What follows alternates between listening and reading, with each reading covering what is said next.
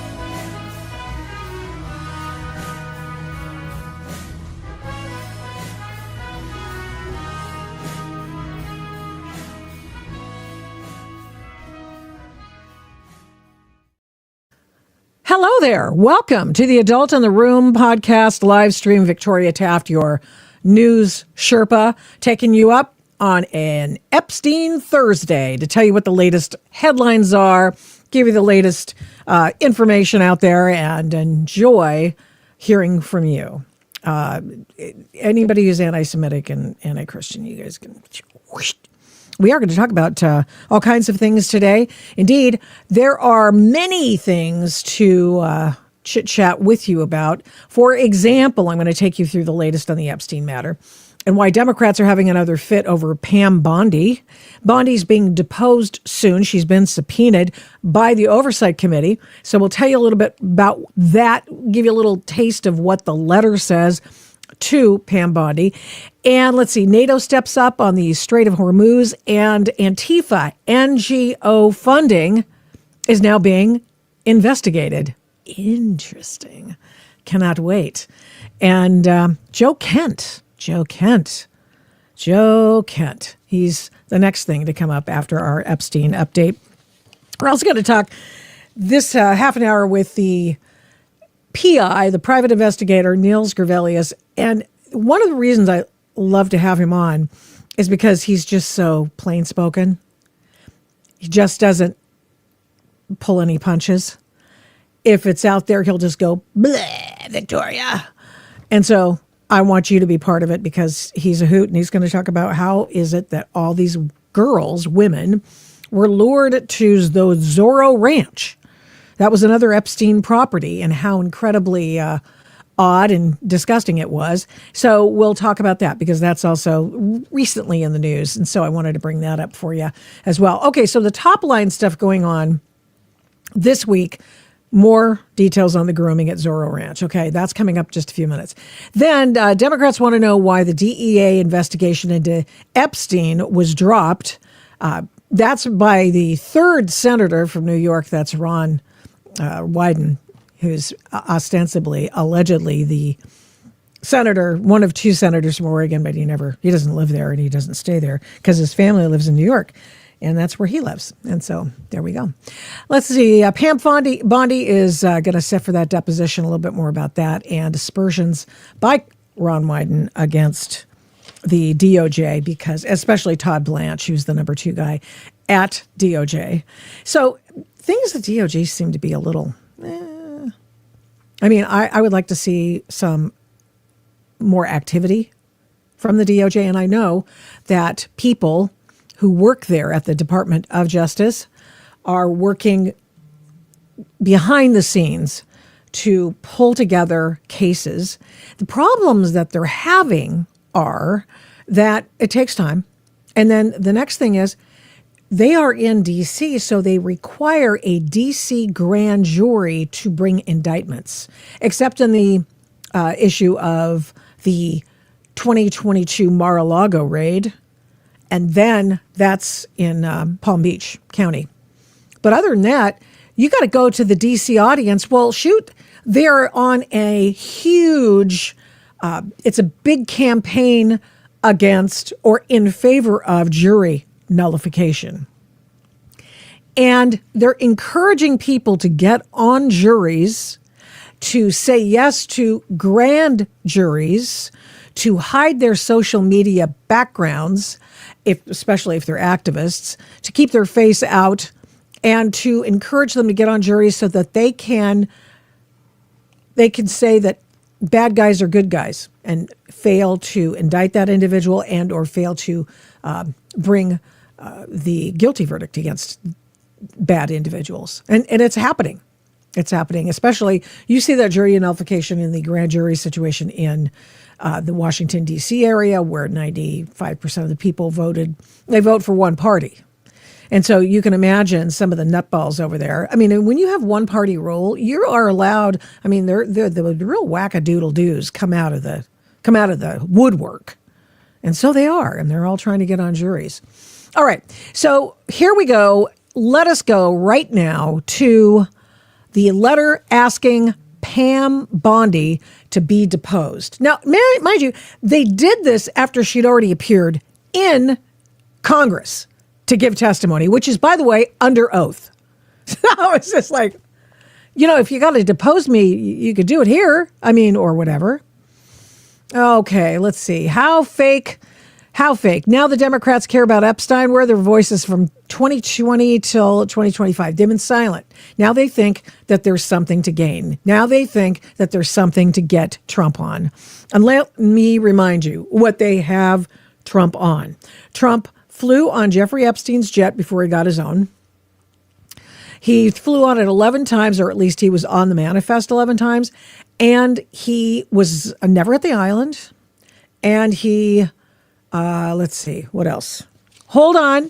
I have a list. I actually have a list here. Yeah, there's only 3 things on it.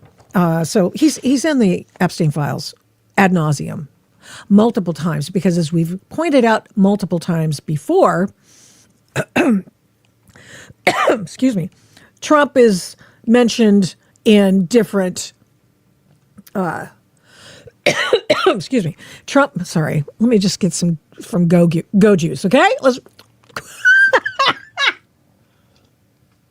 Thank you very much. God, do you suppose I've drunk too much Celsius? Hey, by the way, Celsius, come over here if you want somebody to give you an atta girl on the air. Okay, so. This is what they've got on Donald Trump. The Jane Doe rape allegation. Ooh, that sounds terrible. Of course it is. It sounds terrible. And it's fake.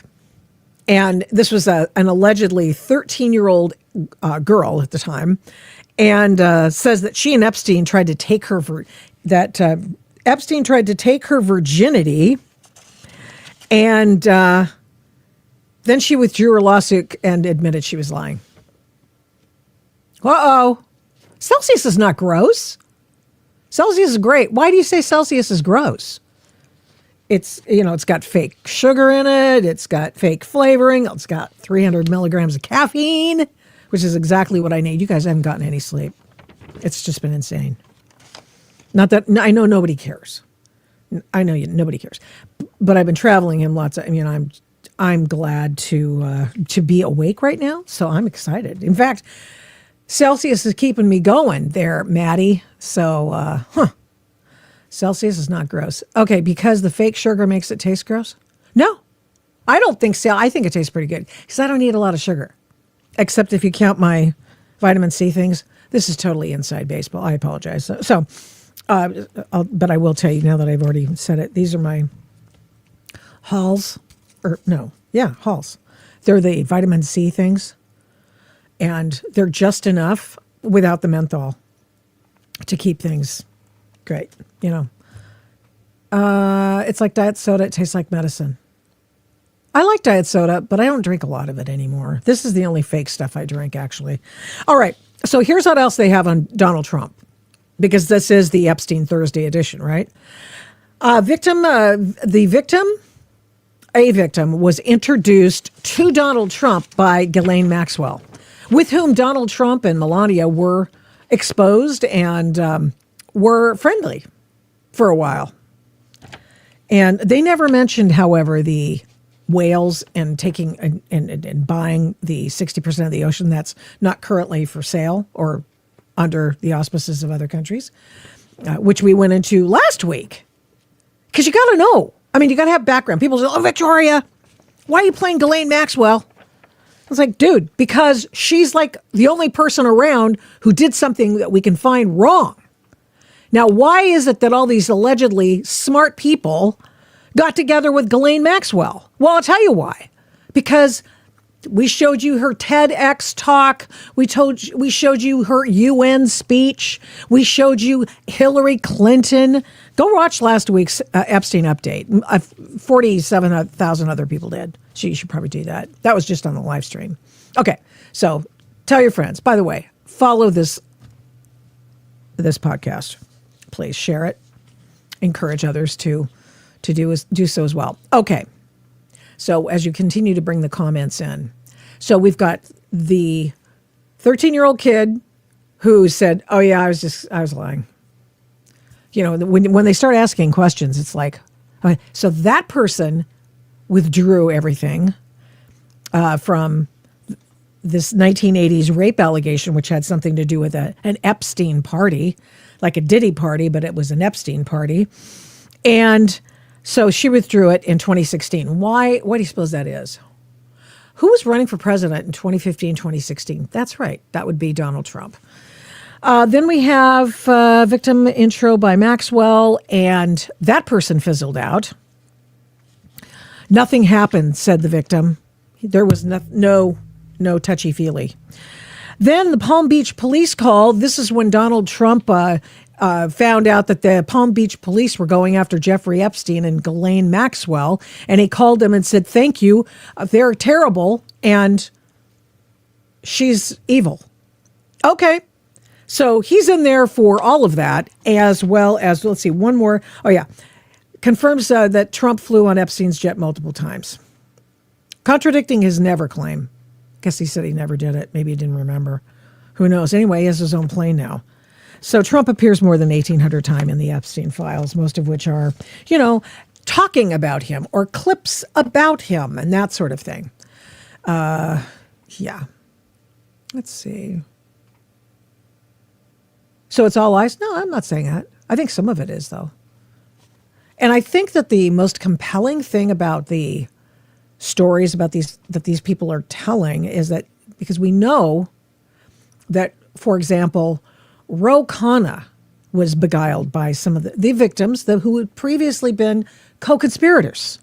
Now, I know you're familiar with this story, so we'll get to that in just a couple of minutes. Let us go first, however, to the letter that the official Oversight Committee sent to Pam Bondi. And this is the way they couched it. It was sent this week. And they did not have to subpoena her. There was no reason to subpoena her. But they did subpoena her because they wanted to make it equal with everybody else they'd subpoenaed. Of course, Bob Barr wasn't subpoenaed. He gave a well, maybe he was and I have a transcript of what he said. Maybe. Okay, but not everybody was. Sure shooting. Not the current Attorney General. The Committee on Oversight and Government Reform is reviewing the possible mismanagement of federal government's investigation of Mr. Jeffrey Epstein and Ms. Ghislaine Maxwell. This is not their investigation because they're not doing an investigation per se on what was done in the previous iterations of investigations, but this is just saying, hey, we've got our antennae up and we need some answers. And so, of course, she's the person who's in the public domain right now, and so they're going to go and tie her to the whipping post.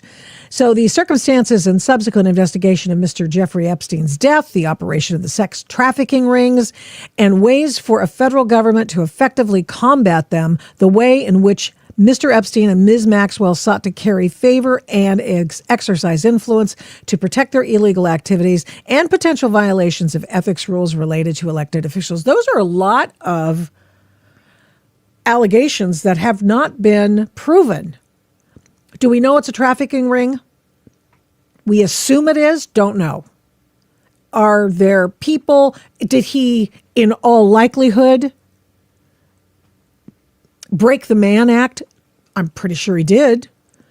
Now, I just want to know from the outraged Democrats who've been watching this and are outraged that he was trafficking and or bringing over of age or 16, 18-year-olds across state lines, where their outrage was when Hunter Biden was doing the same thing, for which he had broken multiple laws.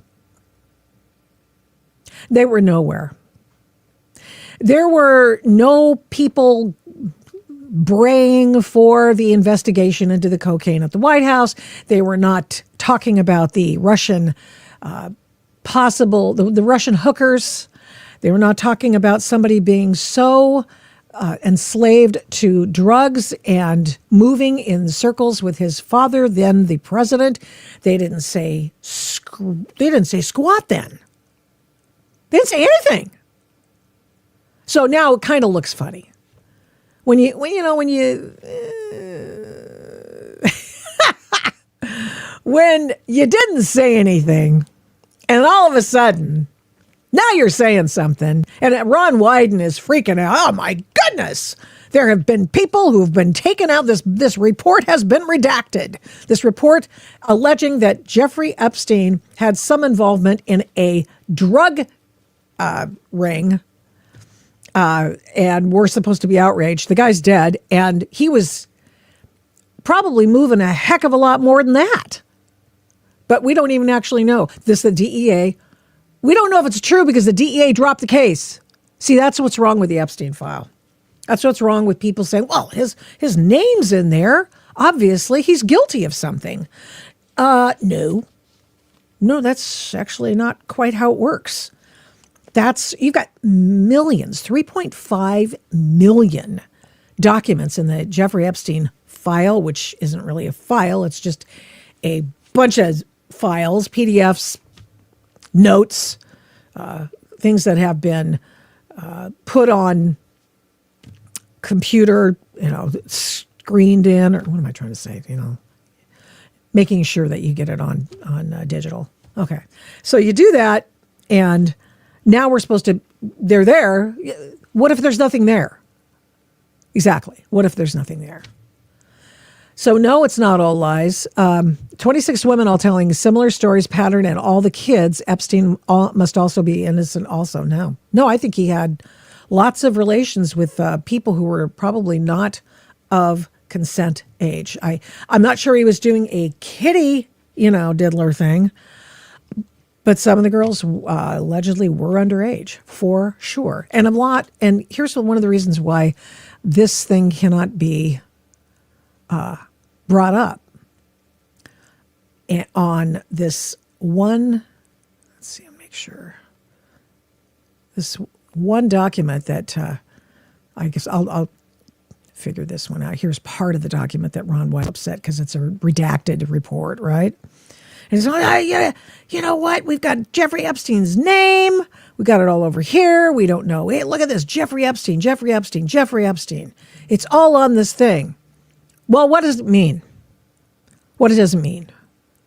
And he's saying, oh, look at all the redactions. This is terrible. Yeah, okay. But, here's the by phrase that the DOJ operates by because it's in the law passed by the Congress about the Jeffrey Epstein transparency files. And it's this: redactions of victims' names and other identifying information have been applied. In audio files, redactions of victims' names and other identifying information have been implemented through the use of a steady, solid tone. There are redactions. There are reasons for redactions. Are they all pure reasons? I don't know yet, but I don't think, I think that Ron Wyden, who says he's been investigating this issue since 2022, and now that the Democrats are out of power, he's trying to make headlines for himself on this issue by saying, hey, you and Todd Blanche, Pam Bondi, you've removed a lot of information from a story about Jeffrey Epstein. And the story goes something like this: ketamine, prostitution, the money, details of a secret DEA probe of Jeffrey Epstein. Well, if it's a secret, why is it in the news? Let me just make sure I'm all properly tied in. Yeah, I'm properly tied in, all right. We going in and out? I don't understand why. So I'll just keep talking. Ketamine, prostitution, details of a secret DEA probe of Jeffrey Epstein that isn't so secret anymore now, isn't it? And they got and divined enough information from the redacted file to determine that the DEA, in a special Federal Drug Enforcement Administration task force, began an investigation into a New York, New Jersey drug ring back in 2011. And then it involved an informant who told authorities that Jeffrey Epstein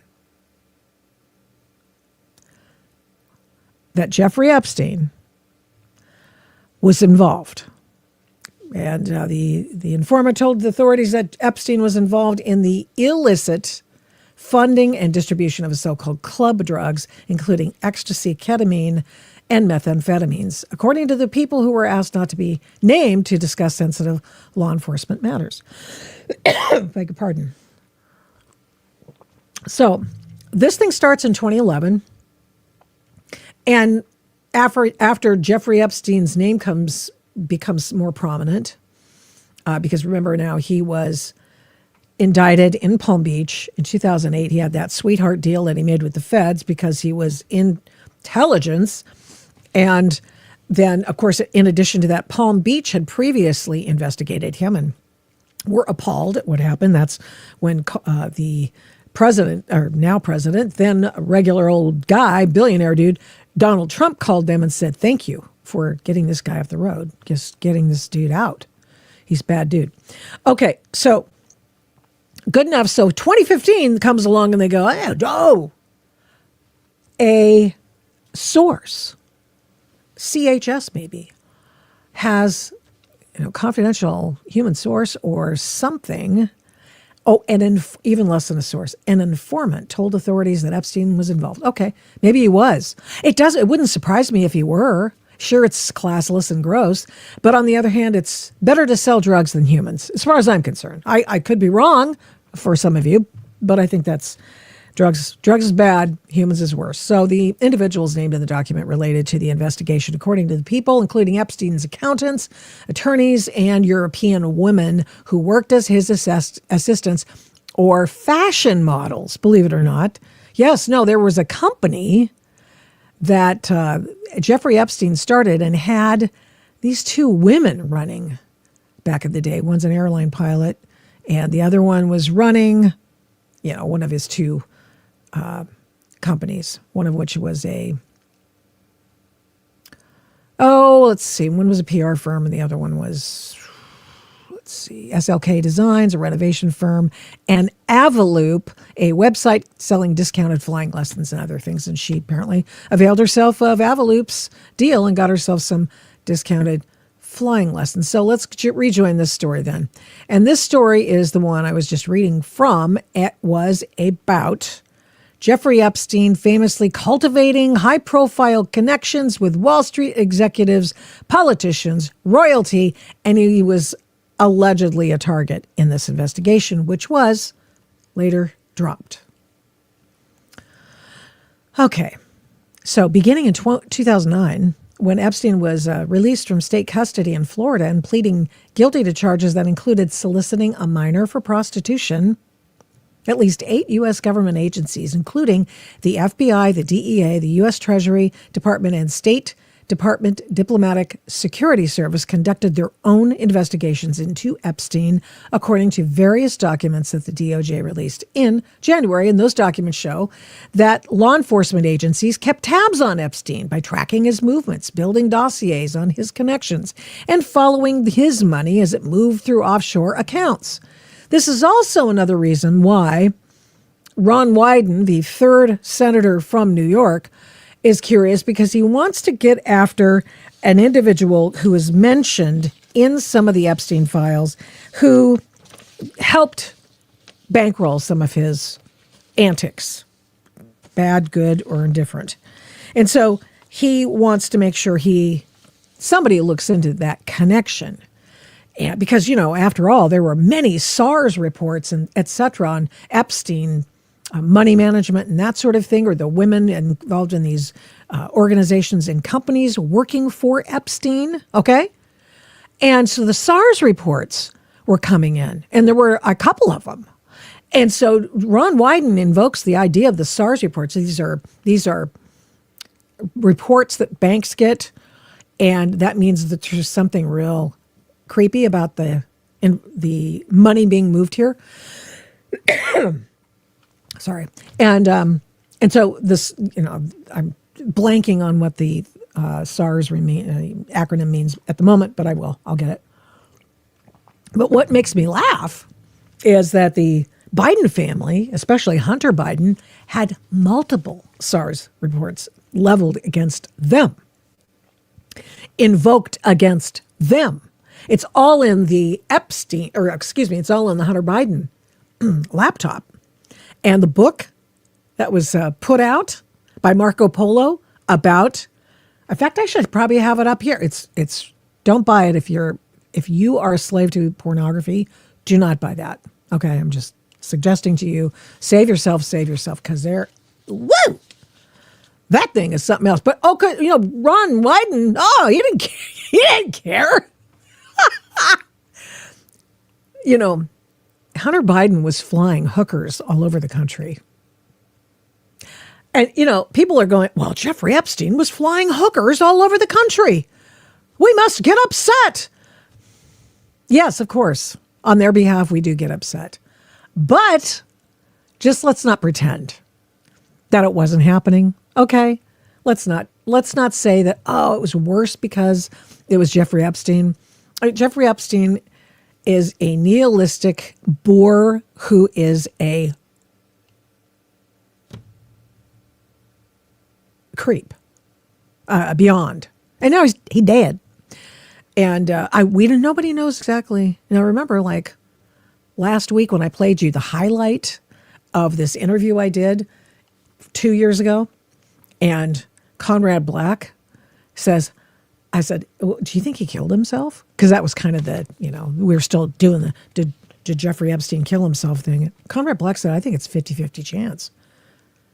Yeah, it's a friend of his. Oh, let's see, what is this? I love the thought that the future textbooks will feature photographs of conservatives who stood up for the pedos the way MLK stood up for black people. Oh, very funny. That's, you do have a wonderful case of projection going there. I think that's very interesting. Who's standing up for pedos, by the way? Who's doing that? That would not be me. No, sorry. Okay, so this case goes on. I'm getting lots and lots and lots of details in this let's see, what is this? Bloomberg story. So I'm getting lots of details about how the OCDEFT, that was the task force, was defunded and shut down by the Trump administration, and how it stopped short this Jeffrey Epstein thing, allegedly. That's what they don't actually make that connection with direct evidence. They just leave it out there hanging as if Donald Trump shut it down. You know what they did? They shut down this particular task force out of the DOJ and then sent it over to DHS. So it wasn't shut down. It was actually moved. But Bloomberg didn't tell you that. Yeah. Anyway. So Operation Chain Reaction is the name of the operation. And they closed it. I'm going to get to the bottom of this because it tells you. It's like, oh, yeah, and by the way, blah, blah, blah, blah, in the last two paragraphs of the story. It's just, it always pays to read all of the stories that the mainstream media put out about these things, because you're always going to get something interesting in paragraph 24. Chain Reaction, which was the name of the op by the feds, grew to involve other agencies, including the IRS, the Homeland Security investigations. Oh, so Homeland Security was already involved, and they just put everything at Homeland Security, state and local police, and it continued for another 8 years. Final case from the larger investigation that began in 2011 centered, so it was going before 2011 then. Then it was sort of hyped up, 2011. Then in 2015, they decided that Jeffrey Epstein's name was involved. Now, if you're running guns for bad guys and terrorist organizations and or the good guys like CIA or Mossad or somebody, if you're doing that, as it is suspected that Jeffrey Epstein was doing, and financing these kinds of deals with his banking friends and the multi-billionaires with whom he did business and acted as a financial guru, that it doesn't surprise you that maybe drug running was part of the deal, because you got to launder all the money. I'm not saying that I think it's right, obviously. I'm just saying that that's what happened. Okay, so then prosecutors later dropped. Okay. They have to bring up this guy who's a member of the Genovese crime family named John Tortora. He was indicted in 2018 and charged with his alleged involvement in a murder for hire plot. Now, do we have Johnny T? Yeah, that's who he's known as, Johnny T. Does he say anything about Jeffrey Epstein? No, we don't know. But they really want you to leave. They want to leave the impression that, boy, Jeffrey Epstein should have been rolled up in this whole thing.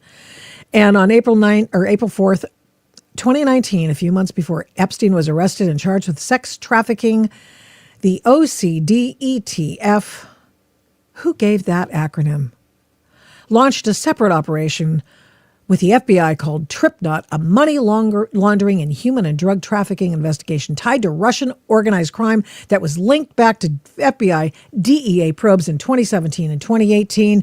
And that's Epstein's name surfaced repeatedly in that case as well. The people said, who are unnamed. Operation Chain Reaction officially closed in 2023 during the Biden administration. It wouldn't look right. You know, it's like you're giving your son a pardon for all y'all, for all this stuff. And Jeffrey Epstein, on paper, did less than Hunter Biden that you can get him on. I mean, they got Hunter Biden on IRS, gun charges, and they could have gotten him on the Mann Act. They could have gotten Jeffrey Epstein on the Mann Act, too, if they'd applied themselves to do this. But there you go. Okay.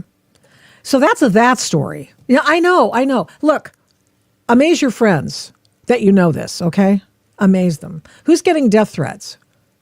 Oh, wait, I love the idea. Yeah.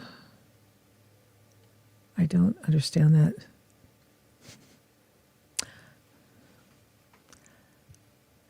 Was Trump's original plane the Lolita Express? Did he buy it from Jeffrey Epstein? Okay. Well, he got his own plane then. So how am I wrong again? You're a simp. Trump bought the Lolita Express, misspelled. He at least wrote bought correctly, so that's good. Let's see. Trump is the greatest president ever in the world, in this world. Melania should be deposed. She's all over the files. Yeah. So's the word the, but it doesn't necessarily mean you ought to indict the. What I'm saying is, don't be so besotted with the idea that Donald Trump is going to be. Trust me, as I've said countless times before, if there were something in the Epstein files, remember, because during this whole 4-year period of the Biden administration, most of it anyway, there were the right was going, hey, what about the Epstein files? And we were like thinking, good grief, what's in those things? What's happening with this stuff? Let's find out what's in them. Trust me, they had access to them. The Biden DOJ had access to them. After everything they did to Trump, you don't think that if there was something actionable and illegal about what Trump did in the Epstein files, that they wouldn't have brought it up? Are you kidding me? Did you see how many years they tried to get that guy into prison for something he didn't do?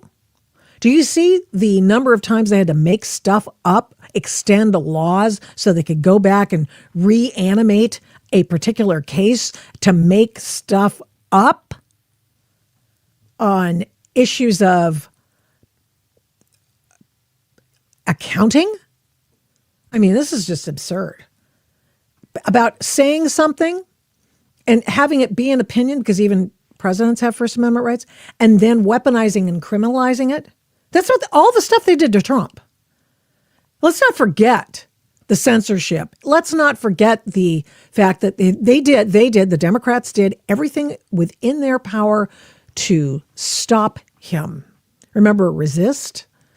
So you can best believe, my man, if Donald Trump had done anything illegal that they could find and it was actionable in the Epstein files, they wouldn't have needed that fake case out of the SDNY in New York City. They wouldn't have needed that fake case in Georgia. They wouldn't have needed any of it. They could have just sent him to prison on the Epstein stuff. But there wasn't any. And nobody wants to say that. But I will tell you that even the, Discord channels, even the websites that are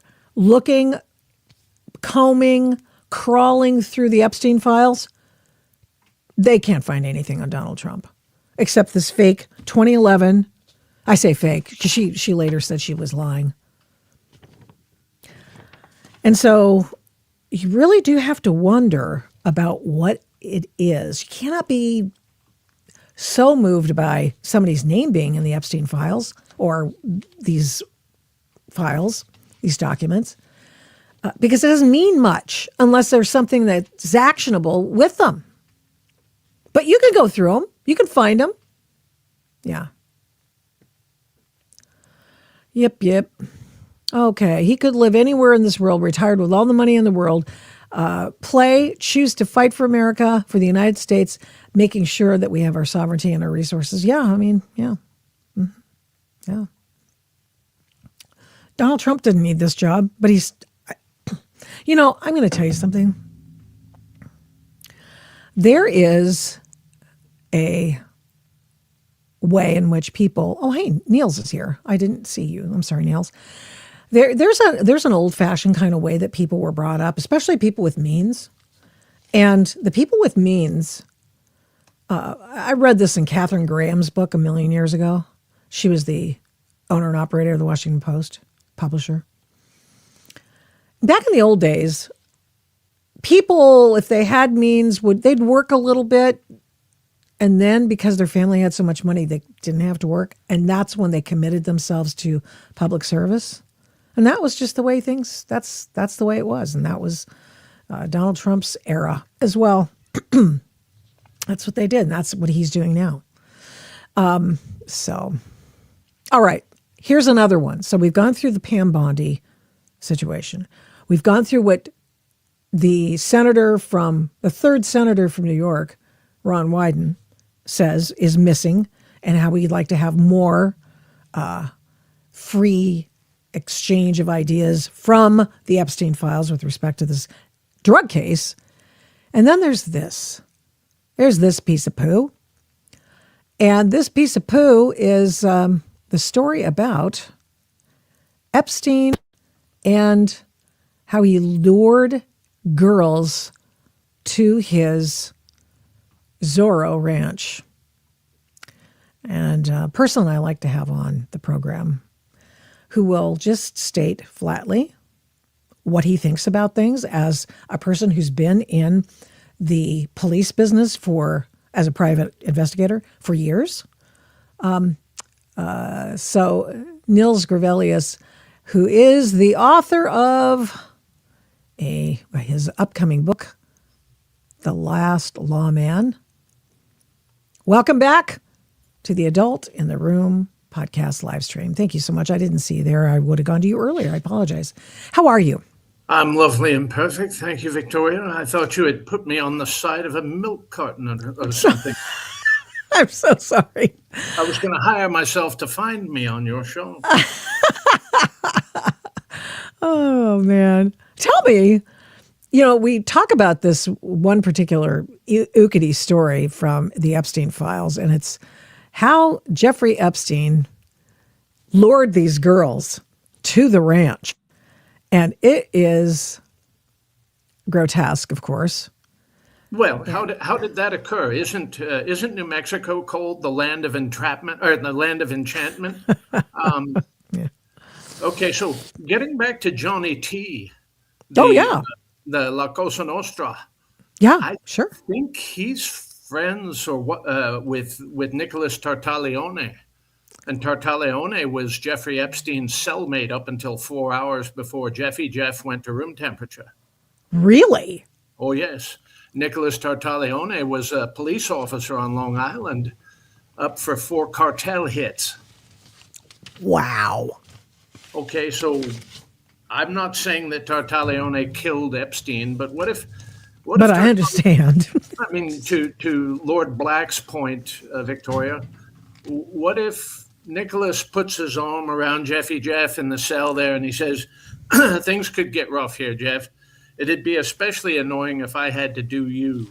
So it'd be better if you did you rather than me doing you, because you won't like the way that I get around to doing you if I have to do you. So don't do you so that I don't have to do you, or something like that. something like it'd be a terrible shame if your dry cleaners caught fire for lack of protection in a neighborhood like this, Ms. Taft. How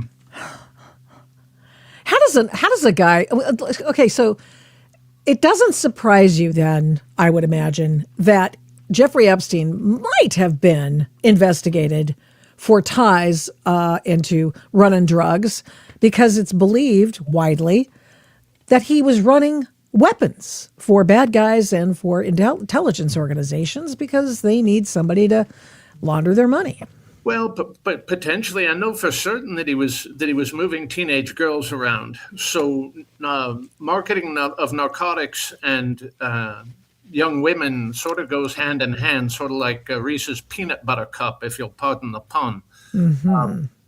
And pretty much everything that Jeff could get away with, Jeff and Ghislaine could get away with in the Caribbean, they could get away with in New Mexico. Remind me again who the governor of New Mexico was. Wasn't it no less a man than Bill Richardson? Bill Richardson, yes. Close friends with the Clintons. With former governor and attorney general of Arkansas when CIA assets were running cocaine into the United States through a tiny airport in Mena, Arkansas. Isn't that how that occurred? Yeah. And then when the San Jose Mercury News breaks the story in 1995, 96, you'd think that President Clinton would sick Chelsea Clinton's father on the case, Janet Reno. I mean, Janet Reno could probably do something about that. You know, she was all about protecting children, as you'll recall, but nothing ever occurred. It was super weird. It was amazing how weird it was. You mean burning them or sending them back to Cuba? Well, that's a horse of a different stripe. That zebra that you're inviting me to ride with you now.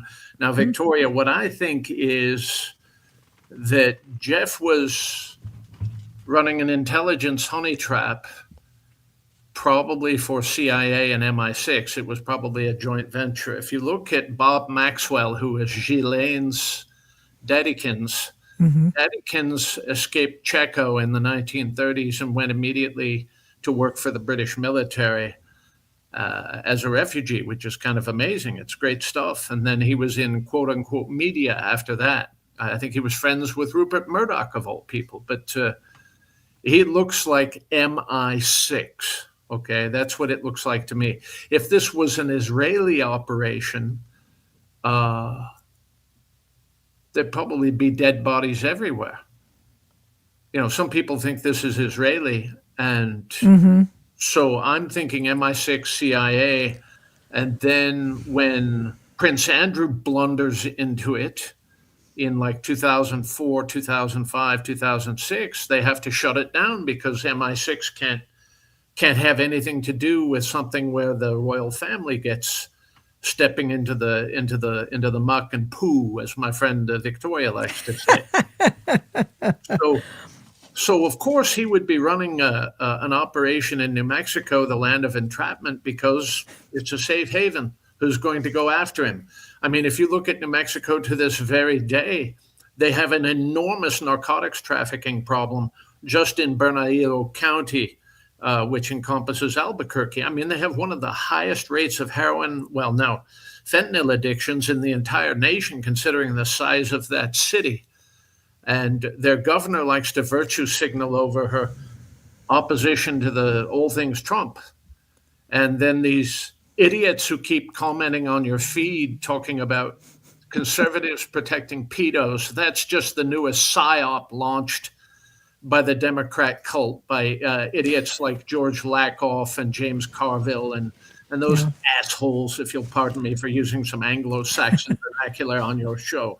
That's all that is. When Donald Trump was out of power, they could have saddled him with this and sunk him to the bottom of the sea if they had even one grain of evidence, and they had nothing, and they don't have anything because Donald Trump is the man who went after this man. Yeah, he did, but boy, that really makes the left very, very, very angry. Well, it shovels a fresh load of sand into their Speedos, and they don't like it. It displaces the potato they have to hang in there to look manly. Let us go to this story. This is the one that I wanted to ask you about because, not because he likes Irish wolfhounds, but because at least 10 girls, women, young women, allege that starting in the mid-90s, Epstein groomed or abused them at the ranch. Do you know what he was doing there with these girls at the ranch? Was this his run-of-the-mill, I want a massage kind of a situation? Or is this, you said something about honeypots. Honey trap. Honey traps, I'm sorry. It was just part of the same operation. I think he was the hotelier and the case officer was Ghislaine Maxwell. He's running a format for the people who like to go skiing in Vail and Taos. It's a little closer than the Caribbean. Think of all the amazing people who show up for these business conferences with the Orifice of Omaha and things like that. I don't want to accuse Warren Buffett of being involved in this, Victoria, but it's that crowd of uber wealthy people who are the target for the operation. That way they can exploit their telephones. They can use them to gain entree to other people. All of these wealthy people are transnational in their investment. And it's a perfect thing. If I were running CIA, I'd run an operation like this. I just wouldn't use teenage girls for it. Jeffy Jeff, though, knew how to lure them in almost like some sort of an internet pornography operation. He knew how to groom them. He knew how to shape them. He knew how to reward them. He knew how to punish them. And let's be very frank in this, Victoria. If Jeffrey Epstein were African American, he would be called in modern argot a pimp. Right. Okay. Everybody calls Jeffy Jeff a pimp. Jeff was a pimp. Okay. And the case officer was, again, in my opinion, Ms. Ghislaine Maxwell. Now, I'm going to point something out. DEA is part of the Department of Justice. It's not an independent organ of the Department of Justice. You remember in February of 25, when the FBI humiliated our attorney general by pretending to turn everything over to her, the gist of the Epstein case. And all of it was up at SDNY? Yeah, hung her out to dry. So it's all sitting up at Southern District of New York under the control of Jim Dennehy, special agent in charge, Southern District of New York. He's not going to release any of that. Let's talk about Dennehy for a moment. Dennehy didn't specialize in banking fraud investigation. He didn't specialize in organized crime investigations. Dennehy didn't go after children being trafficked. Jim Dennehy was a counterintelligence man from start to finish. And when Bondi ordered him publicly called him out and ordered him to release his stuff, he didn't resign the case. He didn't resign the office that he was in. He quit the FBI because he knew that this was the keys to the kingdom. Okay, this is what he was protecting. And the reason that not all of the Epstein material will ever make it to the surface, and when it does, when it bubbles to the surface of the toilet or whatever, you have all of these mincing, mendacious minions of the left trying to pick it apart, looking for seeds of nourishment from the monster's spore. The reason that, it's reached mythology status, we will never know the extent of it. So in context, let's know what it was. It was a honey trap. And somebody blundered into it, and they had to shut down the operation. They derived a lot of intelligence from this, both us and MI6, if MI6 was involved. And they have to protect the information that they derived from it. They have to protect the operations that came downstream as the result of it. And we will never get the full extent of it. Here we are, 63 years after JFK got gunned down by an American communist in Dallas.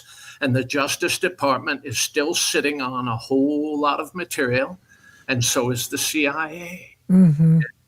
What was the CIA doing in Dallas? The CIA had Oswald under surveillance to identify his playmates and did not understand the nature and extent of the threat that he posed. He had already tried to assassinate General Walker with the same rifle he used to kill JFK. And if you look at all the conspiracy material that came out after Oswald got, retired by Jack Ruby, it mostly centers around a man named Mark Lane. Mark Lane wrote a series of books to provide an alibi to the hard left of this country. He was an American communist who was briefly in our Congress. He was a lawyer and a writer. He is ground zero for all this conspiracy material.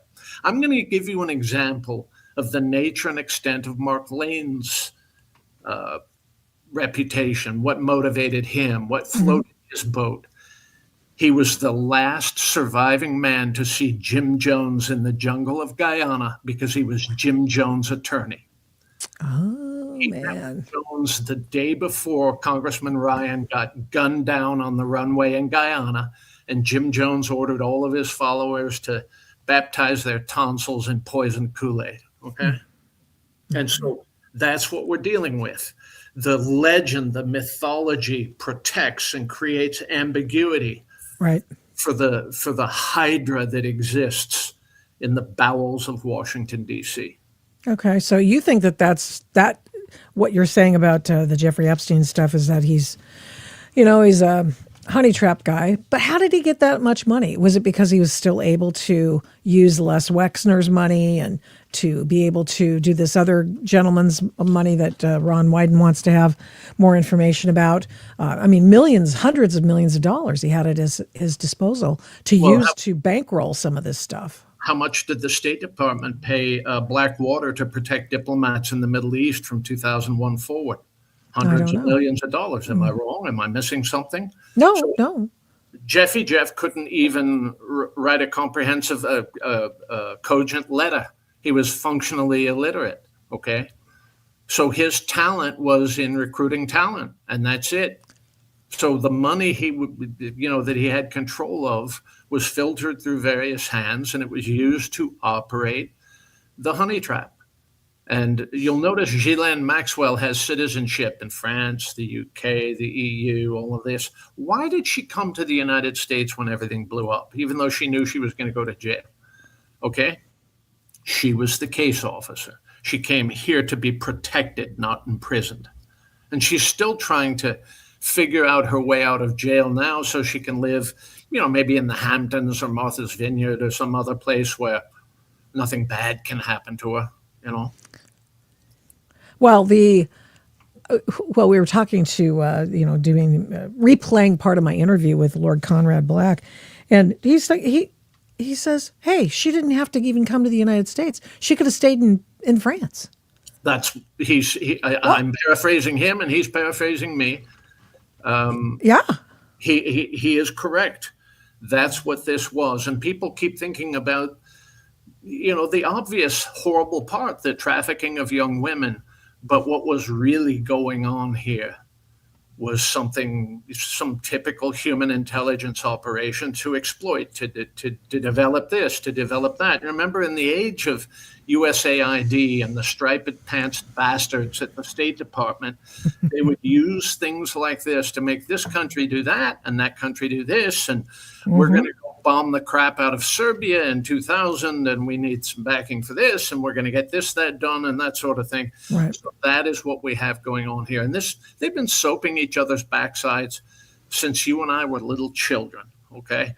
And the older generation, the World War II gen, were a little more flinty about what it was that they did. This crowd grew up on Prozac and cannabis gummies and, Romper Room and Fred Rogers giving them a lecture on how to be kind to each other while you slit throats and things like that.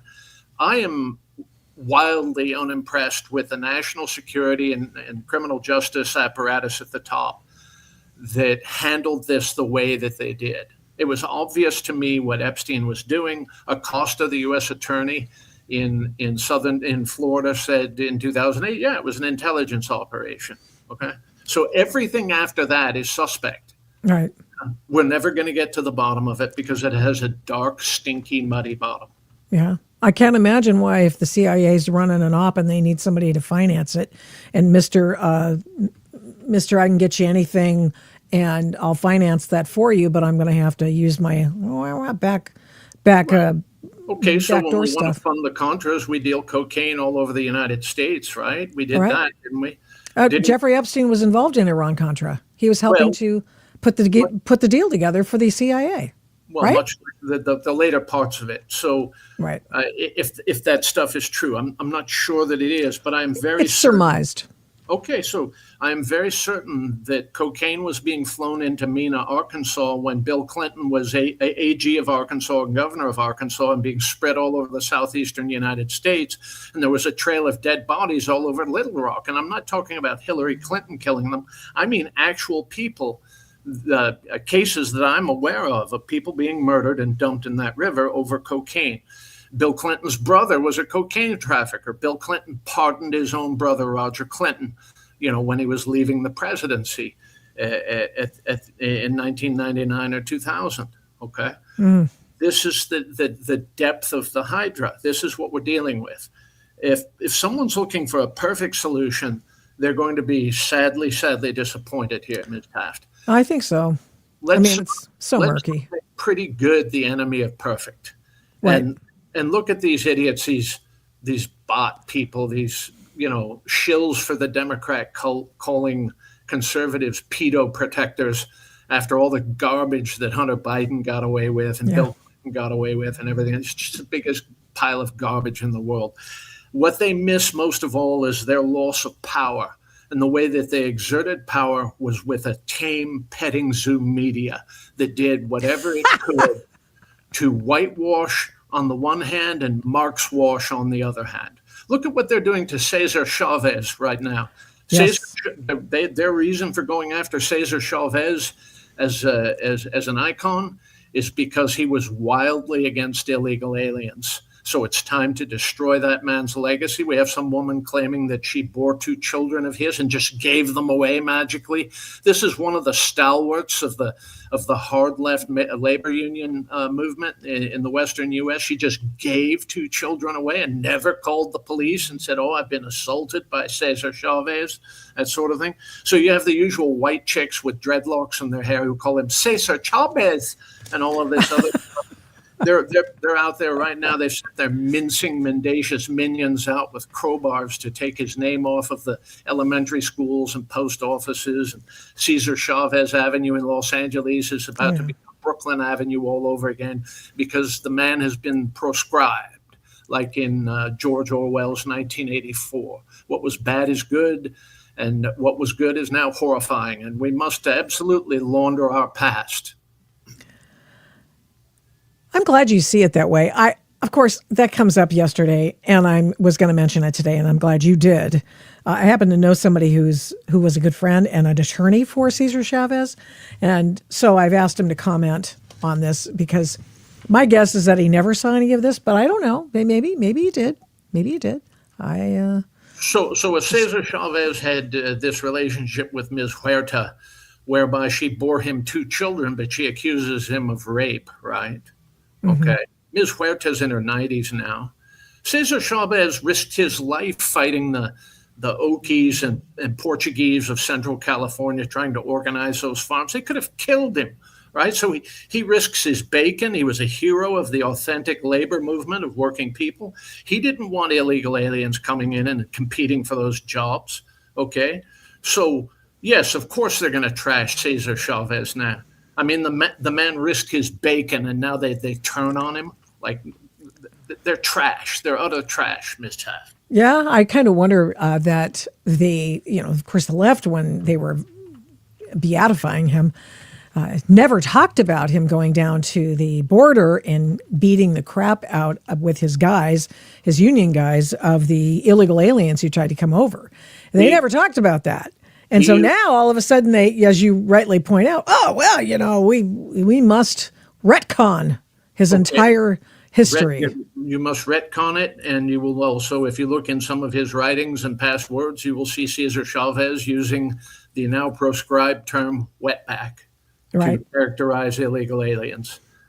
Angry man, you bet he was an angry man. He had a constituency to protect. He's not my cup of tea politically, but I perfectly understand what the hell he did and what the value of it was to working Americans. Yeah, and now they're trying to trash him and cancel him. Right. It is amazing. It is amazing. We'll do a deep dive on that later when I get my friend on it because, he was his attorney. He traveled with him, stayed with him, multiple. I mean, periods of time and during the years. And I need a favor from you, Victoria. yes, dear.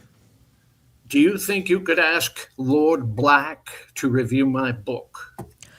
I could, if I can get in touch with him. I mean, I've asked his PR person if he can come back. If I have contact with him again, I have a lot of family in Canada. My great-great-grandfather was the man who trademarked Canadian bacon. Really?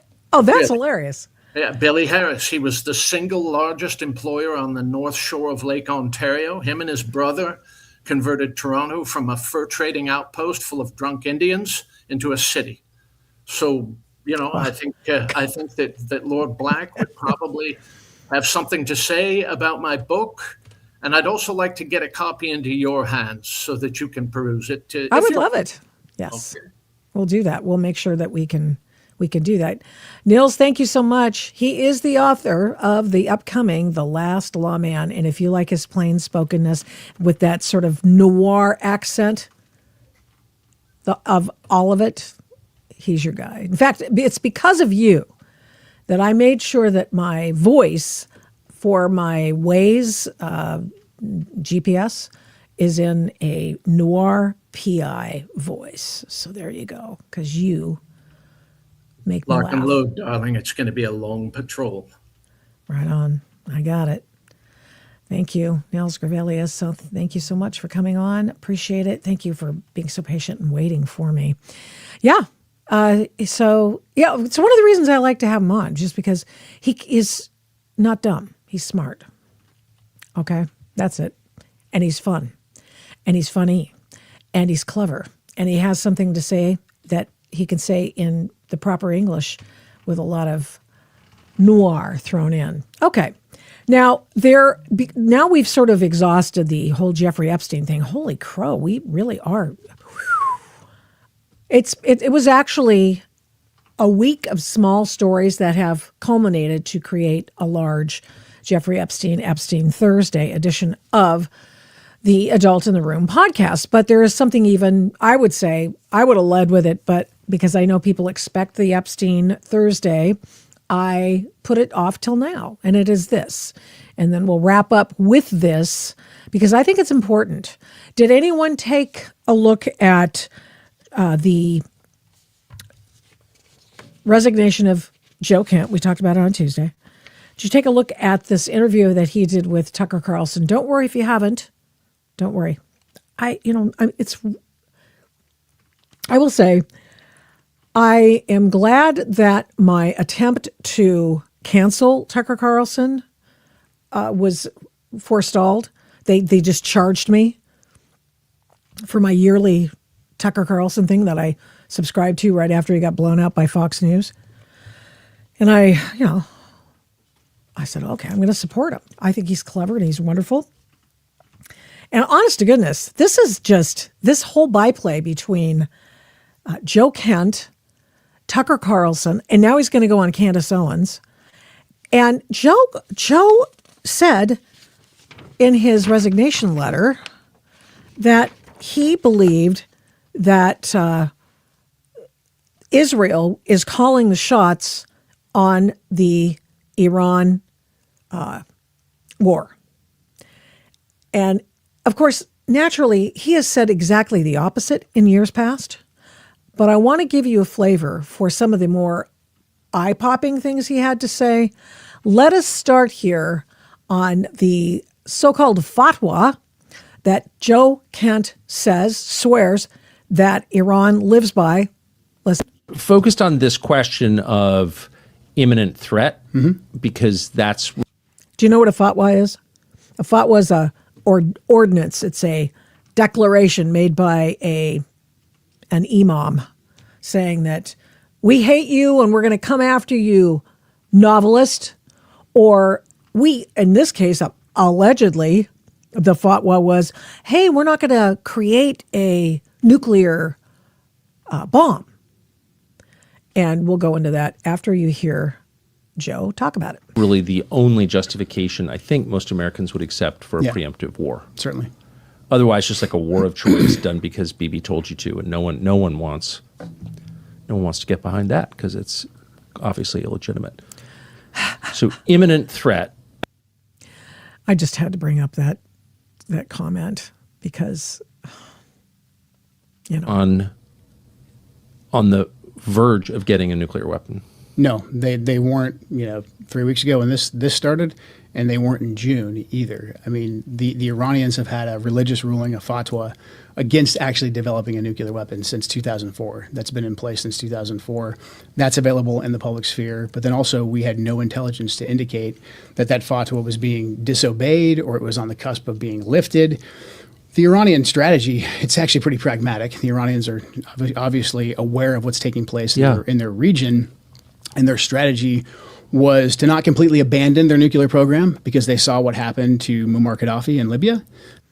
Okay, so Joe's talking here about the reasons why he thinks that the Iranians weren't going to create a nuclear bomb, even though they were at 60% of the I guess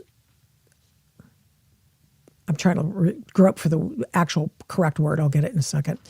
Where, 20% of nuclear energy will, you can run anything on that. But if you want to get to weapons grade, you have to go to 90%. And from 60%, you can get to 90% like really fast.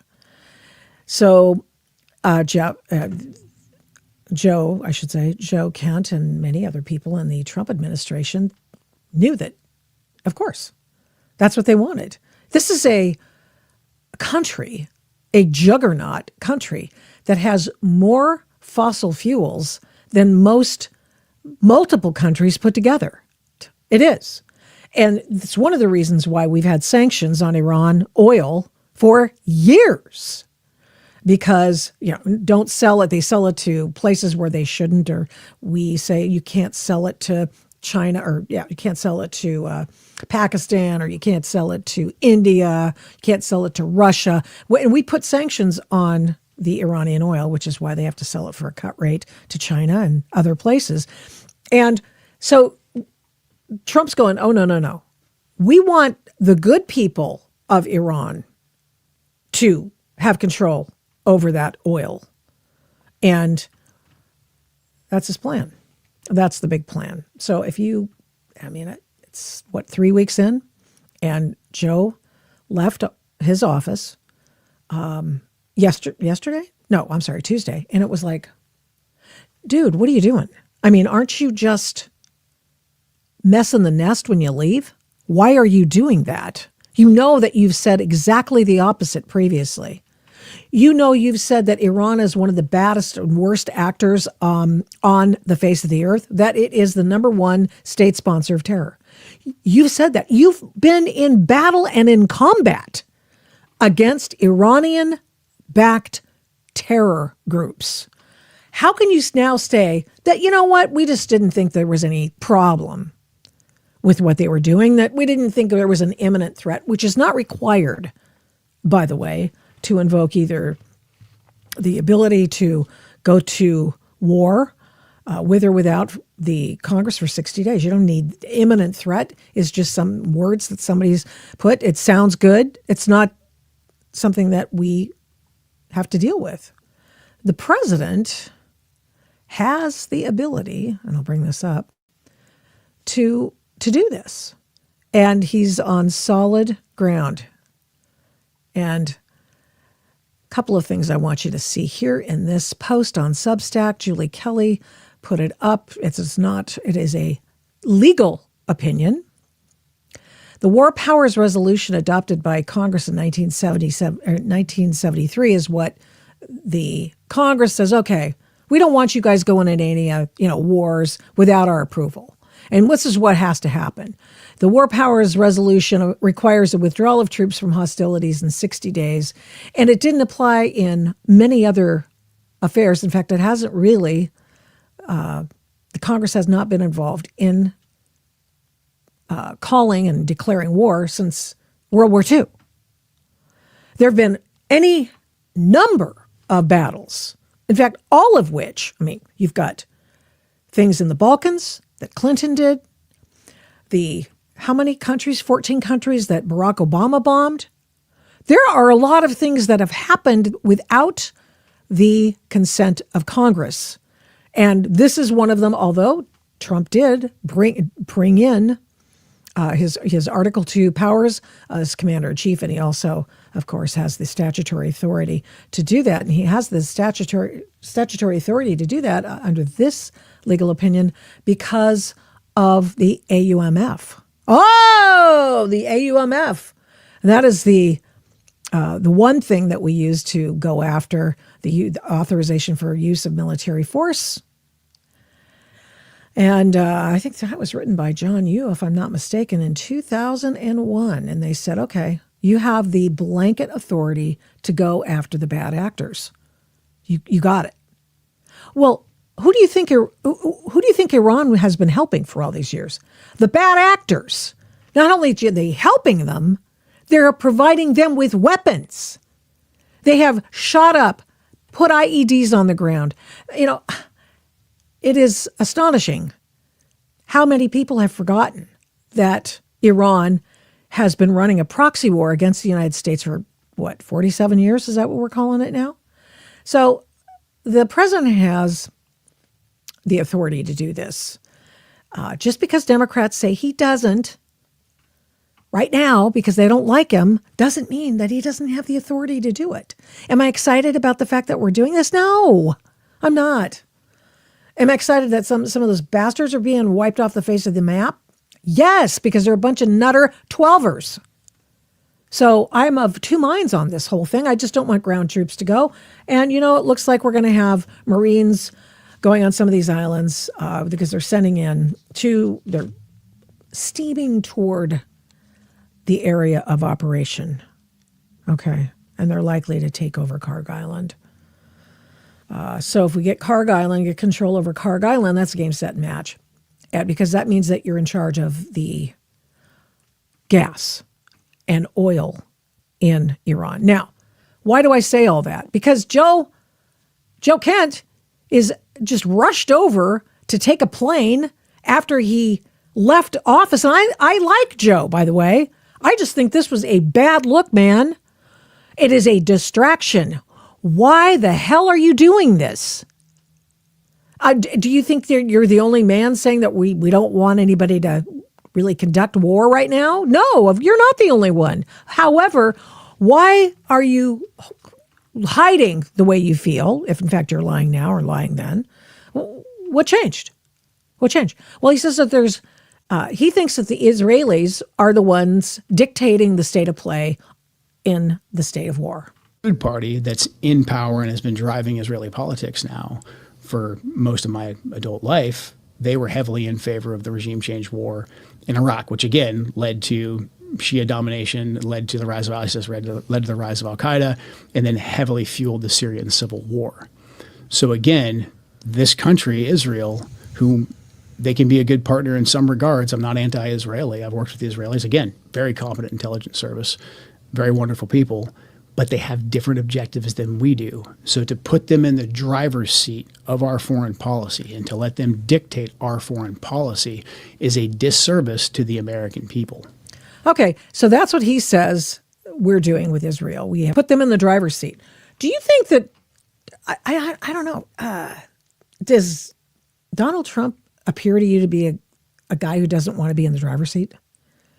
That's just not one of those things. When you think about Donald Trump, you think, dude's in charge. He wants to know everything. He puts people in charge and then holds them accountable. Come on. No, I don't think so. You think Bibi Netanyahu's in charge of the war?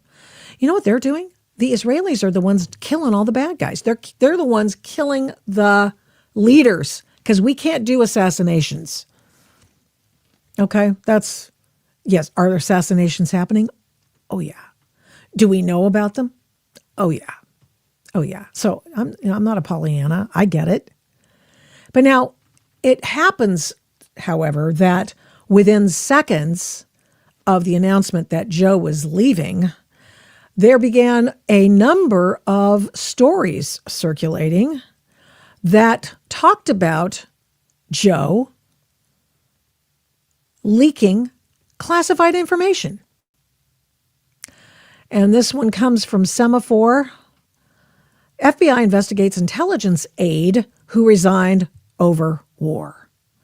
Well, that nice picture of Joe. I mean, come on, you guys. FBI's opened a leak investigation into a top former intelligence official who resigned Tuesday in protest over the war in Iran. The investigation into former National Counterterrorism Center Director Joe Kent is focused on allegations that he improperly shared classified information for people with direct knowledge of the investigation, told Semaphore. Okay. So we've got a more complete story, and this one's from the AP.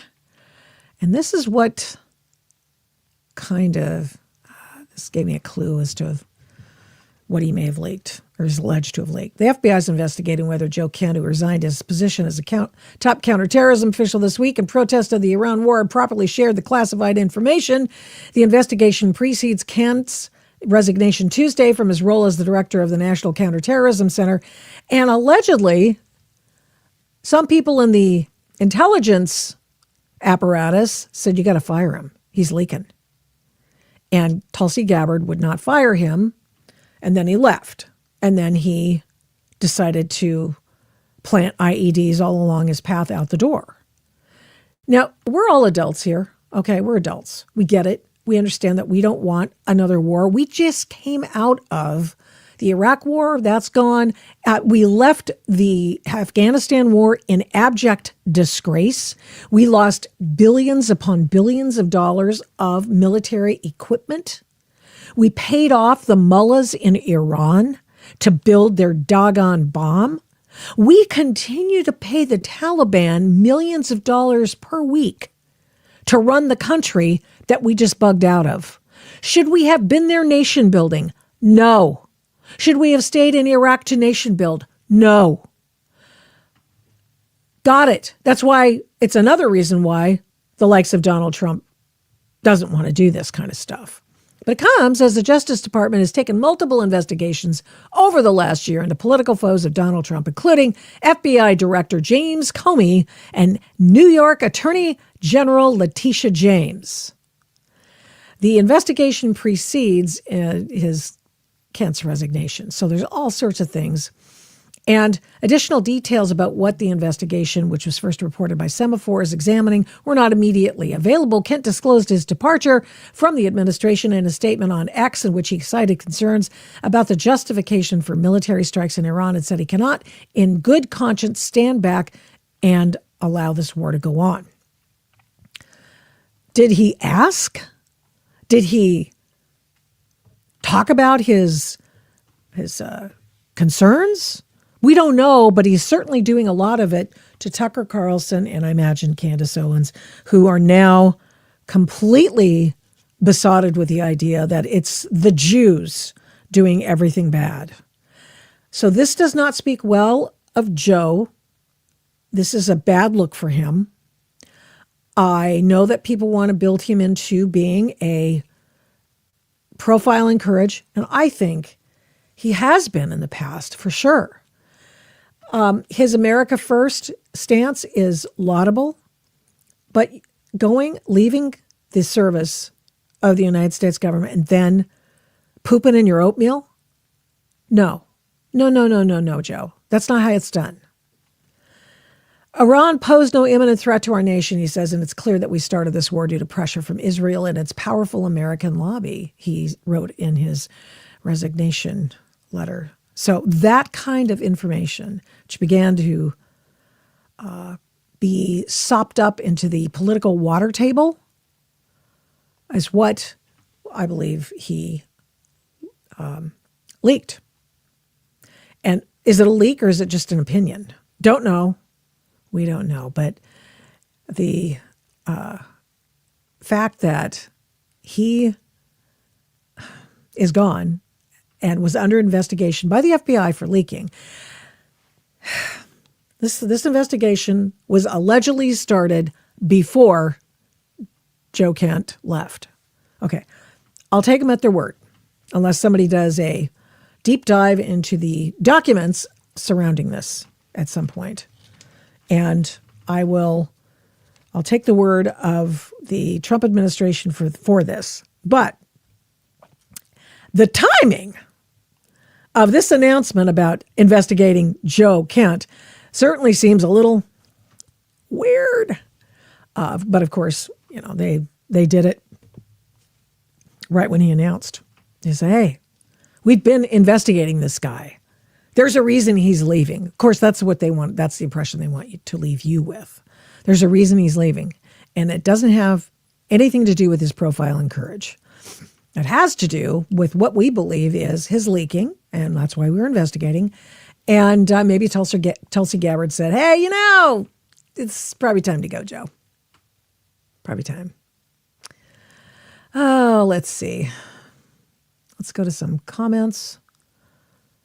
Notice the lefty cult care more about sides than anyone, but they make everything about, I don't even know what that is. I must have come in that mid-conversation. Only political cultists imagine all who oppose Trump are on the same moral high ground when they've openly shown personal bias and interest with their own prosecution. Well, that's true. I mean, that is true. So, all right. A couple more things I wanted to get to, and we'll probably unpack this more later next week.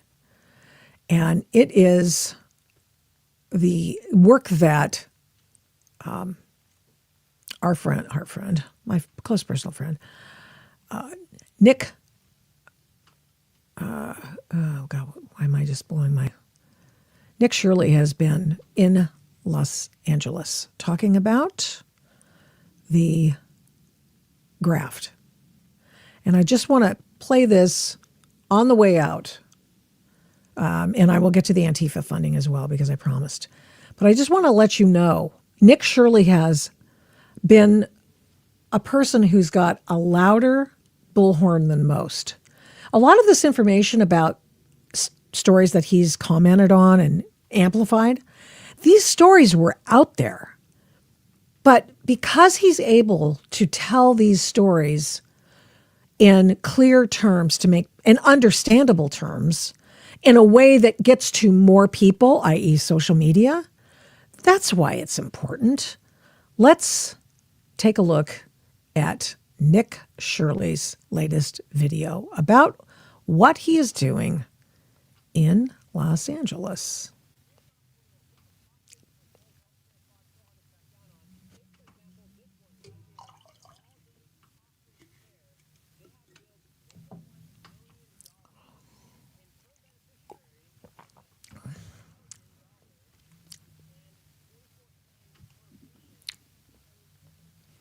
We're not getting audio. It's muted. Oh, is it really? Huh. Oh, that's no good. Well, we can't have that. I'm just going to blow it off then. That's a bummer. What a bummer. Nick's gone. Okay, fine. If we're going to do that, we just tested our sound like right before we came on. And it's like, oh yeah, everything's fine until it wasn't. I just really hate when that happens. It just drives me nuts. Okay.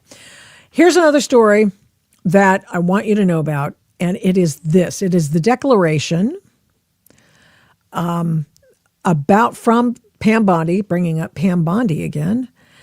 And it is the story about how she has activated people in government to begin. I'm sorry, I thought this was already begun, but nevertheless, I mean, it's better late than never, I guess, to begin the conversation, the investigation into the organizations that fund Antifa and other groups like Antifa. And so this is, let me just move this out. A friend of mine at Red State wrote this. Let me just make sure I can get it on screen for you. Yeah. All right. Here we go. Pam Bondi. Let's see, where do I have this? Hi, Chihuahua. Pam Bondi has called out the troops. This kind of news you love to hear, especially since the folks in Antifa, the organized officials in Antifa, some of whom are paid, some of whom are just rabble, some of whom are here to do what they can to bring down the system, which is the whole point of their being as anarchists and Antifa. Some people used to tell me, oh, well, anarchists aren't the same guys as Antifa. Please stop it. Don't insult my intelligence. So anyway, now she's going to call on the FBI and IRS to form a new task force, a new initiative to go look into the NGOs supporting direct actions by Antifa and other lawbreaking. They're forming a new initiative to investigate the nonprofit organizations suspected possible links to domestic terrorism. In December, Bondi ordered law enforcement agencies and federal prosecutors to prioritize efforts to investigate and prosecute groups and individuals who belong to the anti-fascist Antifa movement or are deemed extremists. Okay, so here's what we have. They've got plenty of ammo.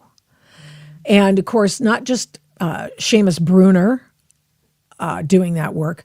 We've got this organization, and these guys are just terrific people over at Capital Research. And what they've done is gone through and determined how the funds of George Soros have been used for direct action activities. Groups, category 1, there are 3 different categories, they say. Category 1, groups that he gave money to that assist in domestic terrorism. The Center for Third World Organizing, Ruckus Society, the Blackout Collective. Those are the people for whom they take a look in the mirror. They go to that mirror and they say, what am I willing to do? Am I willing to get arrested? Am I willing to throw a bomb? Am I willing to knock the head of a cop? Am I willing to do all of that and block ICE? Am I willing to do all of it? And yes, they are. And they are receiving some of George Soros's and Alex Soros's sons $80 million that have gone to direct action Antifa and their friends organizations. Movement for Black Lives and Dream Defenders received direct action money from the Soros Foundation. And what happens is, as we've talked about before, that money comes in and they go to all these they sprinkle them all over these NGOs, right? And then they launder the money down to Antifa. Okay, that's what happens.